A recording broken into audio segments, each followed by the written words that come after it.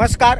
આંબાનું જે લોકો નવું પ્લાન્ટેશન કરતા હોય તો તે લોકોએ કઈ કઈ વસ્તુનો ખ્યાલ રાખવો જોઈએ. તો સૌપ્રથમ વાત કરીએ તો જમીનજન્ય જીવાતો એટલે કે ઉધઈ છે, મુંડા છે, આના માટે અગાઉથી પાયામાં ફિપ્રોનિલ અથવા કાર્બોફ્યુરાન જે છે એ બેઝલ ડોઝમાં નાખવું જોઈએ. આ સિવાય બીજી વાત કરીએ કે આંબા જ્યારે આપણે જમીનમાં વાવી દીધા ત્યારબાદ 15 થી 20 દિવસે હ્યુમિક એસિડ અથવા સીવીડ 2-3 મહિના લગી આપવું, જેનાથી શું છે કે નવી રૂટ જે છે આંબામાં જમીનમાં જે છે નવી રૂટ આવતા વાર લાગતી હોય, તો આ આપવાથી જે છે સરળતાથી જે રૂટો ડેવલપ થતી હોય.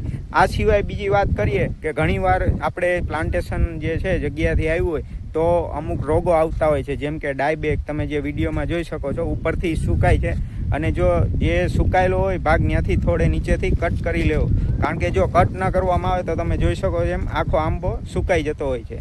ત્યારબાદ ઘણીવાર જે છે લીપ બર્નિંગ અથવા લીપ સ્કોચિંગ થતું હોય.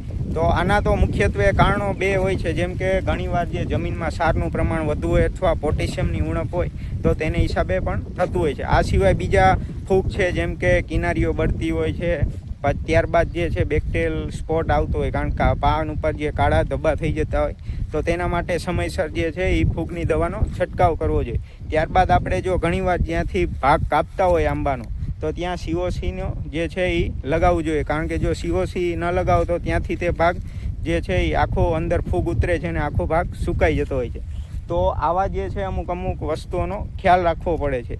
તો આ સિવાય બીજો કઈ કઈ વસ્તુનો ખ્યાલ રાખવો જોઈએ એ આપણે વિડીયો જે છે એ બધાને કહેતા રહીશું.